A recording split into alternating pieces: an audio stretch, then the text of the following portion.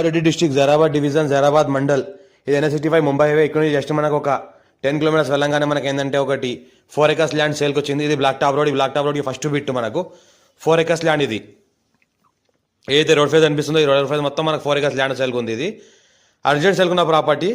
మనకు 60 lakhs per acre ఎత్తున్నారు. లైట్గా negotiable అయ్యే అవకాశం డైరెక్ట్ ఫార్మర్ దగ్గర ఉంది. ఇన్వెస్ట్మెంట్ కోసం అగ్రికల్చర్ కోసం ఫార్మర్స్ పర్పస్ బెస్ట్ ప్రాపర్టీ. ఇంకోటి ఏంటంటే రోడ్ ఫేజ్ కూడా దగ్గర మనకు 230 to 250 feet మధ్యలో ఉంటుంది. రోడ్ ఫేజ్ కూడా మంచి రోడ్ ఫేజ్ ఉంటుంది. మంచి నార్త్ ఫేజ్ ఉంటుంది. Farmers purpose agriculture purpose investment కోసం ఎవరైనా పెట్టాల్సి పెట్టవచ్చు.